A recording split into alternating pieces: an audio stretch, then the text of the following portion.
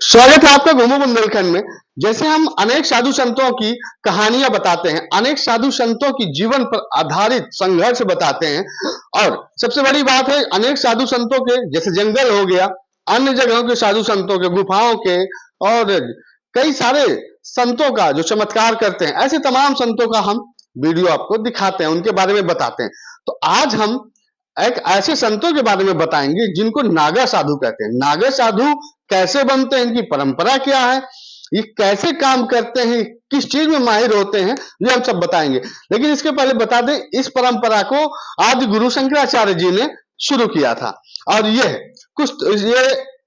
कई सारे विद्याओं पे निपुण होते हैं। सबसे बड़ी बात है कि ये कई सारे भाला या इत्यादि, जैसे फरसा हो गया, ये सब चलाने में, गतिविधियों में ये माहिर होते हैं, और जगत के कल्याण में हमेशा अग्रसर रहते हैं। तो दोस्तों, मैं आपको इसके बाद बताता हूं नागा साधु के परंपरा की सारी वास्तविकता। इससे पहले हमारे चैनल को सब्सक्राइब जरूर कर दीजिएगा, वीडियो ज्यादा से ज्यादा शेयर कर दीजिएगा। नागा साधु हिंदू धर्मावलंबी साधु हैं, जो कि नग्न रहने तथा युद्ध कला में माहिर होने के लिए प्रसिद्ध हैं। ये विविध अखाड़ों में रहते हैं, जिनकी परंपरा आदि गुरु शंकराचार्य द्वारा की गई थी। इनकी जो जीवन शैली है, इनके आश्रम हरिद्वार और दूसरे तीर्थों के दूर दराज इलाकों में है, जहां ये आम जनजीवन से दूर कठोर अनुशासन में रहते हैं।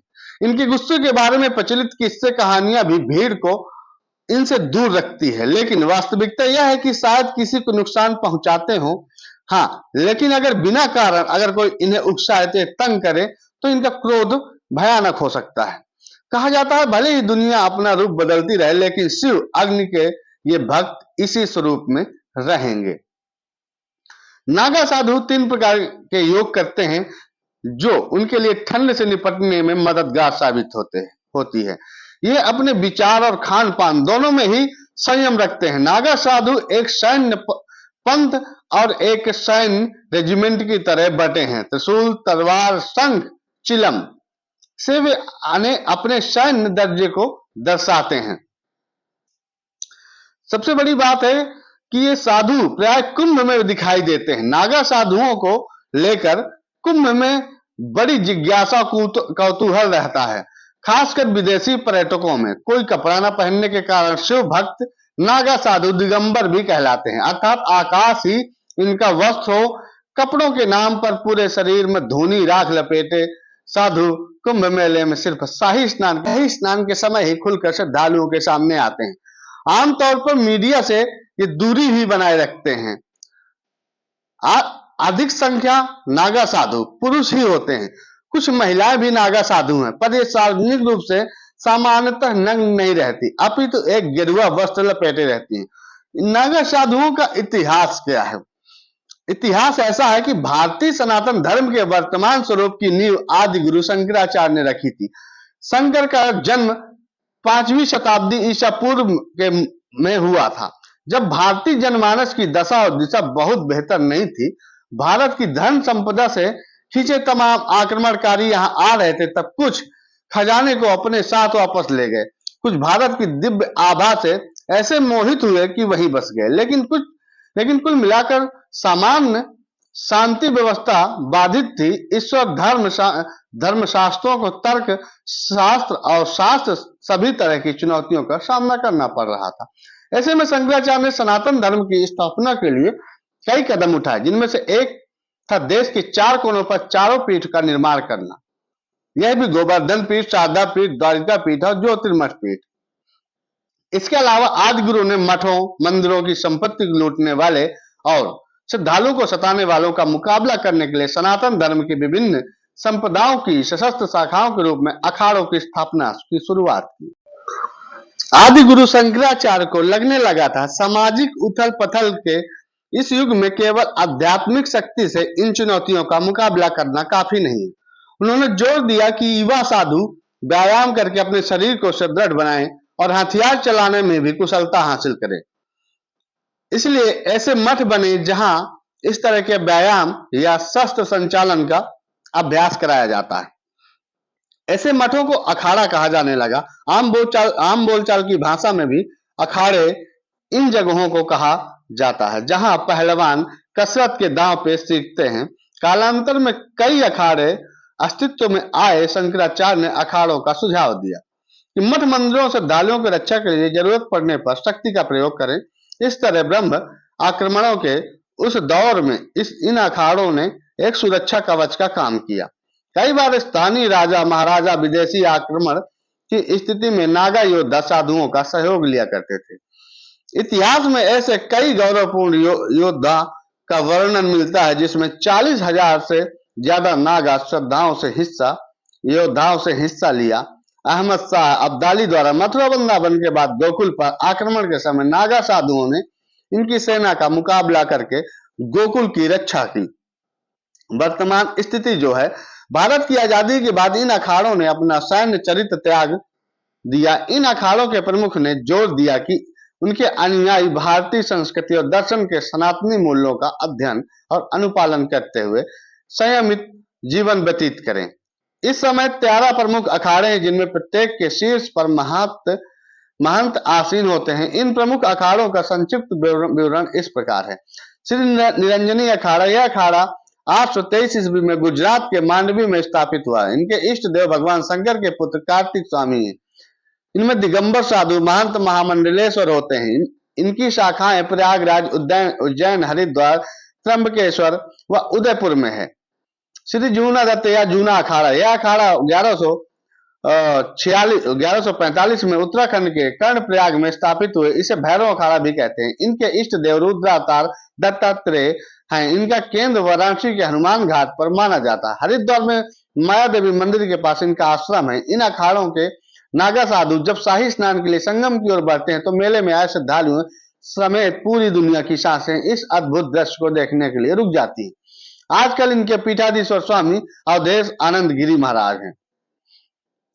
तीसरा, महानिर्वाण अखाड़ा, यह अखाड़ा 671 ईस्वी में स्थापित हुआ था। कुछ लोगों का मत है कि इनका जन्म बिहार झारखंड के बैजनाथ धाम में हुआ था, जबकि कुछ इनका जन्म हरिद्वार में नील धारा के पास मानते हैं। इनके इष्ट देव कपिल महामुनि हैं। इनकी शाखाएं इलाहाबाद, हरिद्वार, उज्जैन, त्र्यंबकेश्वर, ओमकारेश्वर और कनखल में है। इतिहास के पन्ने बताते हैं कि 1260 में महंत भगवानंद गिरी के नेतृत्व में 22,000 नागा साधुओं ने कनखल स्थित मंदिर को आक्रमणकारी सेना के कब्जे से छुड़ाया था। वर्षों प्राचीन पशुपति परंपरा से उज्जैन की स्थित महाकाल ज्योतिर्लिंग पर नित्य प्रति इसी अखाड़े के पुरी नामा नागा साधुओं के महंत भस्म चढ़ाते आ रहे हैं। जब मराठा शासनकाल में मंदिर का जीर्णोद्धार हुआ उस समय मां रामेश्वरपुरी थे। इनके बाद नृसिंहपुरी, मायापुरी, रामपुरी, भागीरथपुरी, गोपालपुरी, हेमपुरी, शंकरपुरी, भैरवपुरी, रेवंगिरीपुरी, प्रकाशपुरी और वर्तमान में महंत दयापुरी, जो कि महाकाल मंदिर परिसर में ही निवास करते हैं, लगभग 5000 वर्षों प्राचीन परंपरा का सतत पालन कर रहे हैं। श्री अखाड़ा, यह अखाड़ा 669 ईस्वी में गोंडवाना क्षेत्र में स्थापित किया गया। इनके इष्ट देव भगवान गणेश हैं। यह सबसे प्राचीन अखाड़ों में से एक माना जाता है। इसकी मुख्य पीठ पाटन में है, लेकिन आश्रम कनखल, हरिद्वार, इलाहाबाद, उज्जैन और त्र्यंबकेश्वर में भी है। श्री आहन अखाड़ा, यह अखाड़ा 646 में स्थापित हुआ और 1603 में पुनः संयोजित किया गया। इनके इष्ट देव श्री दत्तात्रेय और श्री गजानन है। इनके अखाड़े का केंद्र स्थान काशी, इनका आश्रम ऋषिकेश भी है। स्वामी अनूप गिरी और उमराव गिरी इस अखाड़े के प्रमुख संतों में से हैं। श्री आनंद अखाड़ा, यह अखाड़ा 655 ईस्वी में मध्य प्रदेश के बेरार में स्थापित हुआ। इनका केंद्र वाराणसी है। इनकी शाखा इलाहाबाद, हरिद्वार, उज्जैन भी है। श्री पंचाग्नि अखाड़ा, इस अखाड़े की स्थापना 1936 में हुई थी। इनके इष्ट देव गायत्री, इनका प्रधान केंद्र काशी है। इनके सदस्यों में 4 पीठ के शंकराचार्य, ब्रह्मचारी, साधु व महामंडलेश्वर शामिल है। परंपरा इनकी शाखाएं इलाहाबाद, हरिद्वार, उज्जैन व त्र्यंबकेश्वर में है। श्री नागपंथी गोरखनाथ अखाड़ा, यह अखाड़ा ईस्वी 866 में अहिल्या गोदावरी संगम पर स्थित हुआ। इनके संस्थापक पीर शिवानाथ जी और इनका मुख्य दैवत गोरखनाथ हैं। इनमें 12 पंथ हैं। यह संप्रदाय योगिनी कौल नाम से प्रसिद्ध है। इनकी त्र्यंबकेश्वर शाखा त्र्यंबका मठिका नाम से प्रसिद्ध है। श्री वैष्णव अखाड़ा, यह बालानंद अखाड़ा ईस्वी 1569 में 1595 दारागंज में श्री मध्य मुरारी में स्थापित हुआ। समय के साथ इनमें निर्मोही, निर्वाणी, खाकी आदि 3 संप्रदाय बने। इनका अखाड़ा त्र्यंबकेश्वर में मारुति मंदिर के पास था। 1848 तक शाही स्नान त्र्यंबकेश्वर में ही हुआ करता था, परंतु 1848 में शैव व वैष्णव साधुओं में पहले स्नान करें इस मुद्दे पर झगड़े हुए। श्रीमंत पेशवा ने यह झगड़ा मिटाया। उस समय इन्होंने त्र्यंबकेश्वर के नजदीक चक्रतीर्था पर स्नान किया। 1932 में नासिक में स्नान करने लगे। आज भी यह स्नान नासिक में ही होता है। श्री उदासीन पंचाननी बड़ा अखाड़ा, यह अखाड़ा 1990 में स्थापित हुआ। इस संप्रदाय के संस्थापक चंद्र आचार्य उदासीन है। इनमें सांप्रदायिक भेद, इनमें उदासीन साधु, महंत व महामंडलेश्वर की संख्या ज्यादा है। इनकी शाखाएं शाखा प्रयाग, हरिद्वार, उज्जैन, त्र्यंबकेश्वर, भदैनी, कनखल, साहेबगंज, मुल्तान, नेपाल व मद्रास में है। श्री उदासीन नया अखाड़ा, यह अखाड़ा 1710 में स्थापित हुआ। इनमें बड़ा उदासीन अखाड़ा के कुछ साधुओं ने विभक्त होकर स्थापित किया। इनके प्रवर्तक महंत सुधीर दास जी थे। इनकी शाखाएं प्रयाग, हरिद्वार, उज्जैन, त्र्यंबकेश्वर में है। श्री निर्मल पंचायती अखाड़ा, यह अखाड़ा 1784 में स्थापित हुआ। 1784 में हरिद्वार कुंभ मेले के समय एक बड़ी सभा में विचार विनिमय करके दुर्गा सिंह महाराज ने इनकी स्थापना की। इनकी इष्ट पुस्तक श्री गुरु ग्रंथ साहिब है। इनमें संप्रदाय, साधु, महंत व महामंडलेश्वर की संख्या बहुत है। इनकी शाखाएं प्रयागराज, हरिद्वार, उज्जैन और त्र्यंबकेश्वर में है। निर्मोही अखाड़ा, निर्मोही अखाड़े की स्थापना 1720 में रामानंदाचार्य ने की थी। इन अखाड़े के मठ मंदिर उत्तर प्रदेश, उत्तराखंड, मध्य प्रदेश, राजस्थान, गुजरात और बिहार में हैं। पुराने समय में इनके अनुयायियों की तीरंदाजी और तलवारबाजी की शिक्षा भी दिलाई जाती थी। ऐसे भी माना जाता है कि प्राचीन काल में लोमस नाम के ऋषि थे। इनकी आयु अखंड है। कहते हैं जब 1000 ब्रह्मा समाप्त हुए तो उनके शरीर का एक रोम गिरता है। आचार्य लोमस ऋषि ने भगवान शंकर के कहने पर गुरु परंपरा पर तंत्र शास्त्र आधारित सबसे पहले आगम मठ की स्थापना की, जो सबसे प्राचीन है विश्व में, जिसका मुख्यालय वर्तमान में हिमालय का ही है। आगम मठ के साधु बहुत ही रहस्यमय होते हैं। पूजा ध्यान करते हुए वे भूमि का त्याग कर अधर में होते हैं। नागा बनने की प्रक्रिया, नागा साधु बनने की प्रक्रिया कठिन तथा लंबी होती है। नागा साधुओं के पंथ में शामिल होने की प्रक्रिया लगभग 6 साल लगते हैं। इस दौरान नए सदस्य एक लंगोट के अलावा कुछ नहीं पहनते। कुंभ मेले में अंतिम प्रण लेने के बाद वो लंगोट भी त्याग देते हैं और जीवन भर यूं रहते हैं। कोई भी अखाड़ा अच्छी तरह जांच पड़ताल कर योग्य व्यक्ति को ही प्रवेश देता है। पहले उसे लंबे समय तक ब्रह्मचारी के रूप में रहना होता है, फिर उसे महापुरुष तथा फिर अवधूत बनाया जाता है। अंतिम प्रक्रिया महाकुंभ के दौरान होती है, जिसमें स्वयं का पिंडदान तथा दंडी संस्कार आदि शामिल होता है। तो दोस्तों, ये है नागा साधुओं की परंपरा। और सबसे बड़ी बात है कि महाकुंभ संगम तट पर महिला नागा साधुओं की अलग दुनिया है, जो कि बहुत ही नियमित होती है। अब तक अपने नागा साधुओं के बारे में ही सुना होगा, फिर उन्होंने कुंभ मेले की उत्तर प्रदेश प्रयागराज नगरी में इलाहाबाद संगम तट पर लगे दुनिया के सबसे धार्मिक मेले में पहली बार महिला नागा साधुओं की उपस्थिति लोगों को कौतूहल का विषय बनी हुई है। यह महिला साधु पुरुष नागाओं की तरह नग्न रहने के बजाय अपने तन पर एक गिरवा वस्त्र लपेटे रहती है। तो नागा साधुओं का ये रहस्यमय अवतार तो आपने सुना होगा।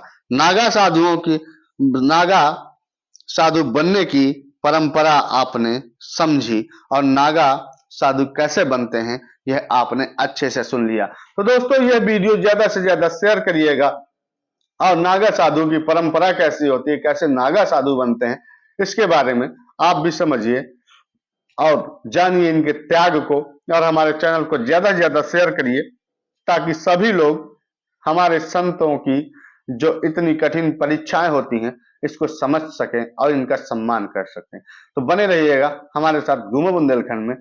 मैं आपका साथी विवेक तिवारी, चित्रकूट धाम से। जय कामताना, जय चित्रकूट धाम, जय बुंदेलखंड।